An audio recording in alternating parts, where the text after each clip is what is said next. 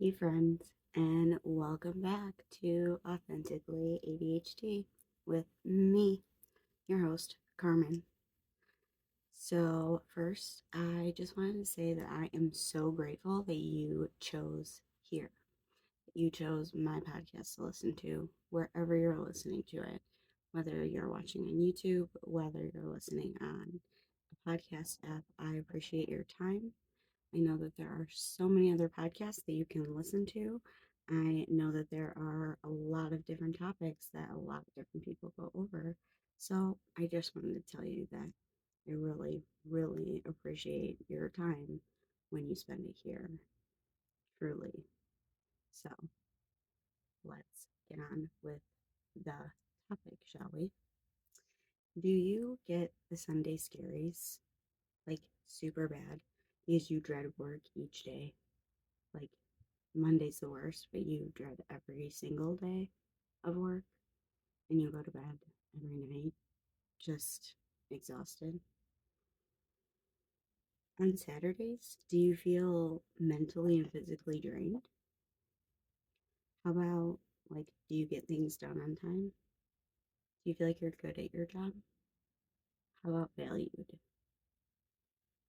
I make that face, and to those listeners out there, it's kind of a grimace face because I know what, sometimes that can feel like. I've had a lot of different jobs in my life in true ADHD fashion. Um, so it's just one of those things. Um, are you able to follow directions, pay attention to detail, and then get those directions and follow through to complete the task on time? So you're not alone.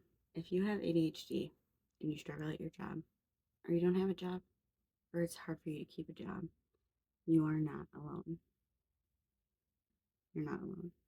It's very common.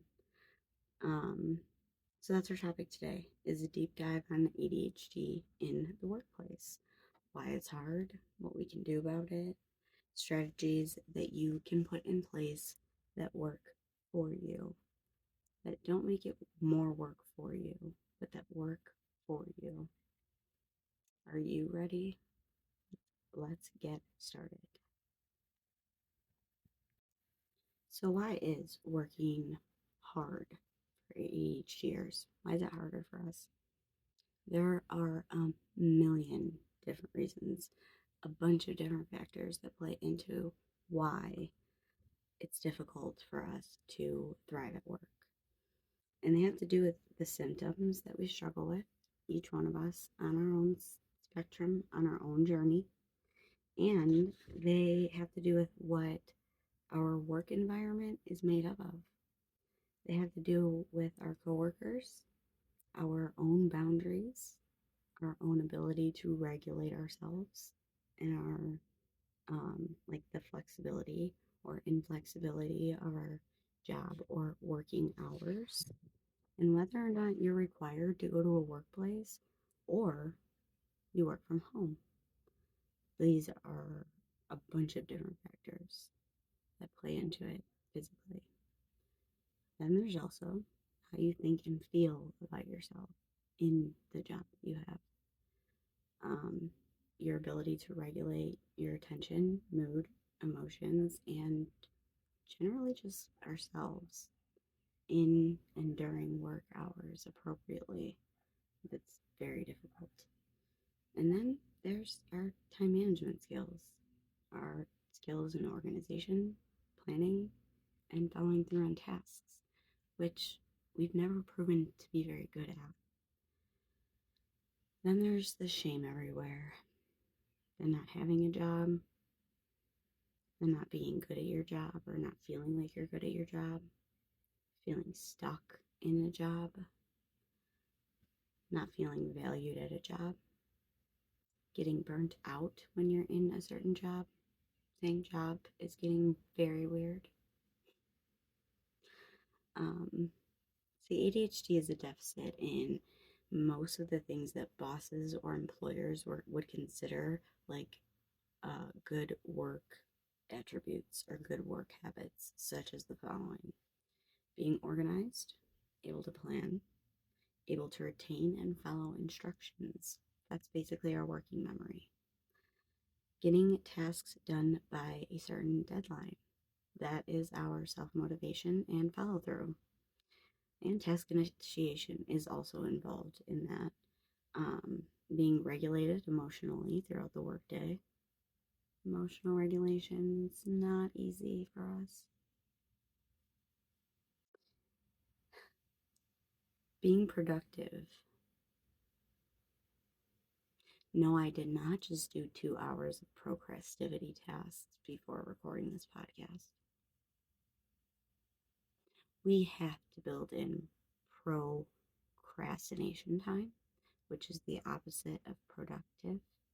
I try to use procrastivity. I have a whole episode on it instead of procrastination. Procrastination for me usually looks like avoidance, scrolling on social media, taking a nap. But when I am doing procrastivity tasks, it's usually laundry, you know, cleaning, things like that, decluttering, setting out clothes, whatever. Things that I would need to do anyways, but that get like, it gives my brain dopamine and able to like get to the bigger task and do the bigger task. So on with the list of good work habits. Um, the ability to task switch easily, the the ability to handle frustration with, our low frustration tolerance, and literally all of the other executive functioning skills that we, as people with ADHD, a neurodevelopmental disorder, struggle with. We can really struggle with these things. For example, if you have a desk job and you have to sit still and do paperwork all day, um, you may need a few strategies. If you have to file a lot of things and do a lot of like organizing of paperwork, another downfall for ADHD.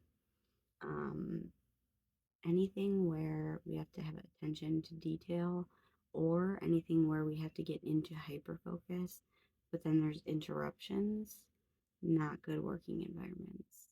So, like I said, if you work from home, keep this in mind when we talk about the strategies, because some of these things may be a problem at home.